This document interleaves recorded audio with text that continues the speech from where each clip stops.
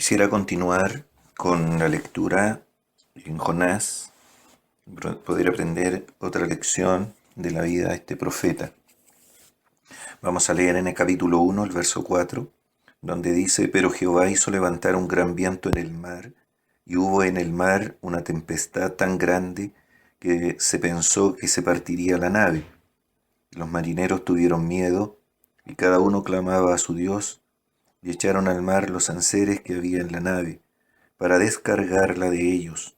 Pero Jonás había bajado al interior de la nave y se había echado a dormir. Y el patrón de la nave se le acercó y le dijo: ¿Qué tienes, dormilón? Levántate y clama a tu Dios. Quizá Él tendrá compasión de nosotros y no pereceremos. Y dijeron cada uno a su compañero: Venid y echemos suertes, para que sepamos por causa de quién ha venido este mal. Y echaron suertes, y la suerte cayó sobre Jonás. Hasta ahí la lectura en la palabra del Señor. Bien, nosotros recordamos, ¿verdad?, que Jonás había tenido un mandato, una comisión muy clara de parte del Señor, de que él fuese a Nínive a predicar la palabra.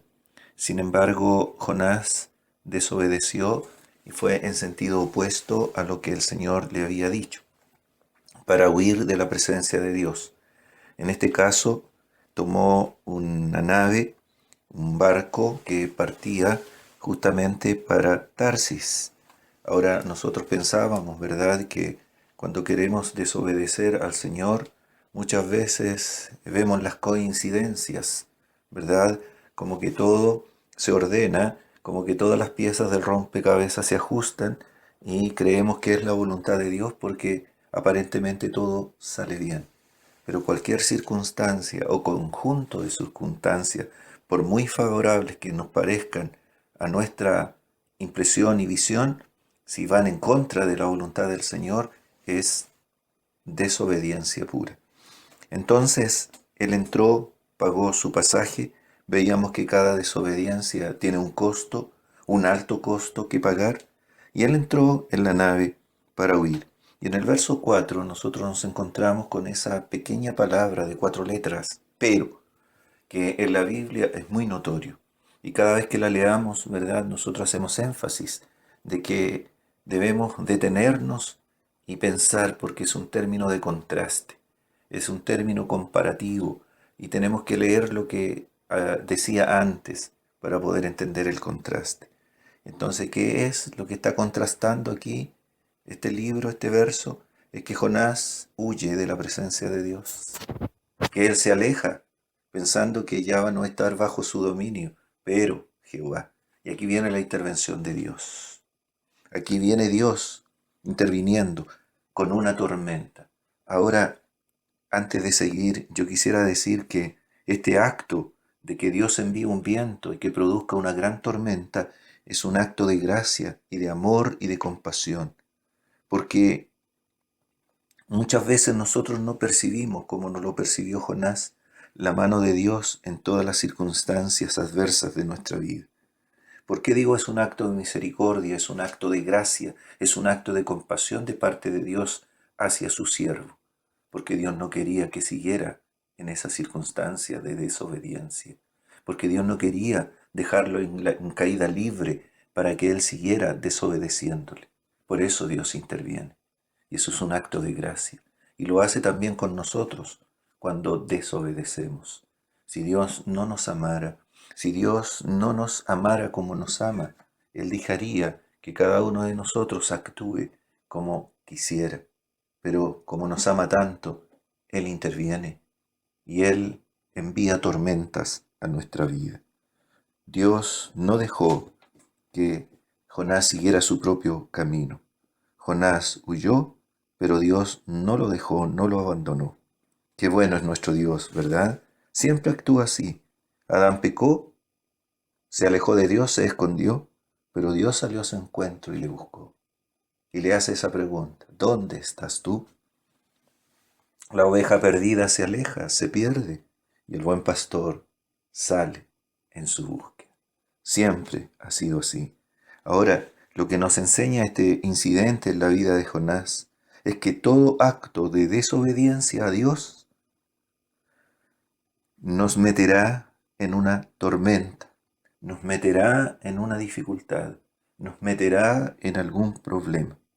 Pero pienso que hay que aclarar, sí, que esto no significa que toda dificultad o todo problema que tengamos sea producto directo de una desobediencia o de un pecado en particular.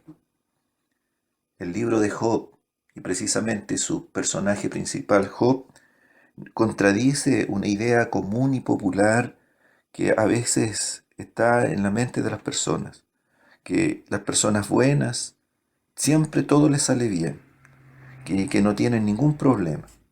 Entonces se deduce que si hay algo mal en sus vidas es porque han pecado o porque hay algún pecado en particular. No siempre es así. Job era un hombre temeroso de Dios, dice la palabra, ¿verdad? Y sin embargo, ya sabemos cuánto sufrió. Su sufrimiento no era producto de un pecado, no era producto de algo que él hubiese cometido en contra del Señor. Simplemente Dios lo permitió. Así que nosotros no debemos pensar que siempre entonces una dificultad, un problema es producto de un pecado o una desobediencia en particular.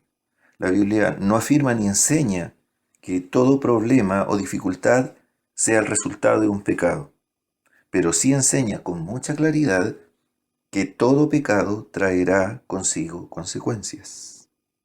¿Hay consecuencias entonces? Sí. La Biblia enseña en ocasiones que Dios mismo castiga el pecado. Por ejemplo, en Proverbios 16:5 dice que el que comete pecado no quedará impune, no se saldrá con la suya, siempre habrá un castigo. En otras ocasiones es el propio pecado quien nos castiga inmediatamente. Todo pecado entonces se relaciona con una tormenta. En el caso de Jonás, los resultados de la desobediencia fueron inmediatos, dramáticos. Pero esto no es la norma. Nosotros sabemos que muchas veces los resultados o las consecuencias del pecado no aparecen inmediatamente en nuestra vida. Son lentos. Las evidencias a veces se producen mucho después.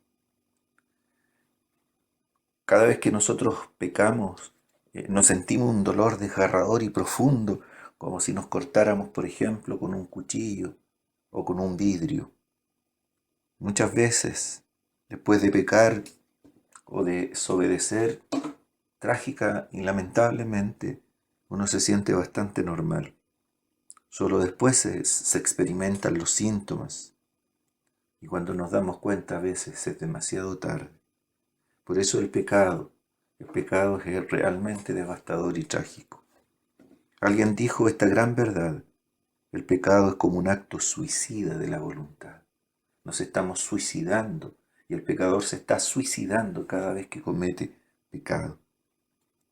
El pecado uno lo puede comparar como tomar un fármaco, un remedio adictivo. Al principio la persona parece sentirse súper bien, pero cada vez parece inevitable dejar de tomarlo. Se acostumbró. Eso es el pecado. El pecado es adictivo. El pecado además endurece la conciencia por su práctica continua. Y la persona queda totalmente, como dice la Biblia, con su conciencia cauterizada, encallecida. Ya no siente el dolor que inicialmente a lo mejor pudo sentir cuando pecó.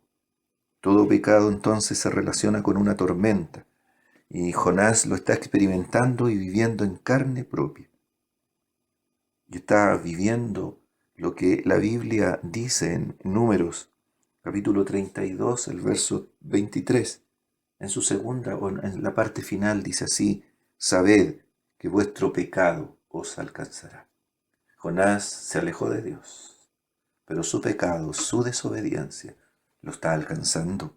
Está sintiendo y va a sentir las consecuencias. Siempre será así. Aunque hayamos pecado a veces 10 años atrás, el pecado nos alcanzará de alguna manera. Muchas veces, ¿verdad?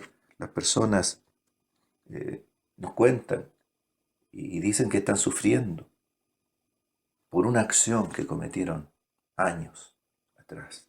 Así es el pecado. El pecado siempre, dice la Biblia, nos ha de alcanzar. Así que nosotros tenemos acá un ejemplo, ¿verdad?, de las consecuencias del pecado.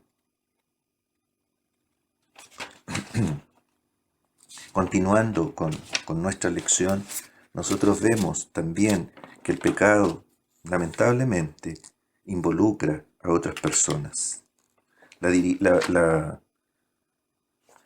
tormenta iba dirigida a Jonás. Hubo otras personas como los marineros que no tenían arte ni parte, pero también fueron atrapados en ella.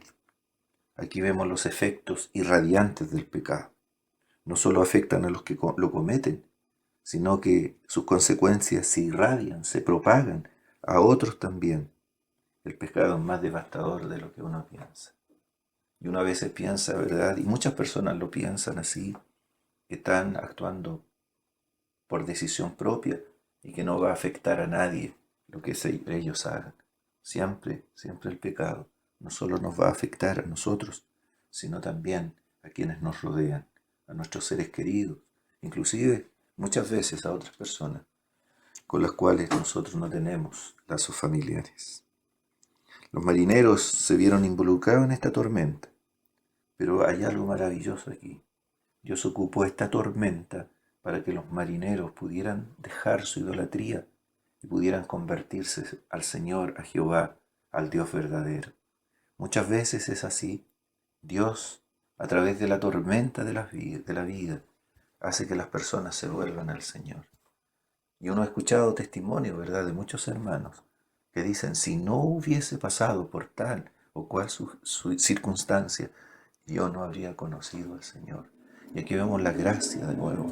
Aquí vemos ese amor maravilloso del Señor, tanto a nosotros los creyentes como a los inconversos. Está permitiendo pruebas y está permitiendo circunstancias adversas, no favorables muchas veces, para que nosotros como creyentes paremos en nuestro camino de desobediencia, nos volvamos al Señor y podamos ser restaurados. Y a los inconversos, muchas veces les permite pasar por experiencias duras para que se vuelvan al Señor. La Biblia dice que en una o en dos maneras habla Dios. Y a veces lo hace por las tormentas de la vida. No sé si hay alguien que esté escuchando este mensaje que pueda estar pasando por una circunstancia especial de tormenta en su vida, ya sea como creyente, ya sea como inconverso. No la mire como algo desfavorable, como algo negativo.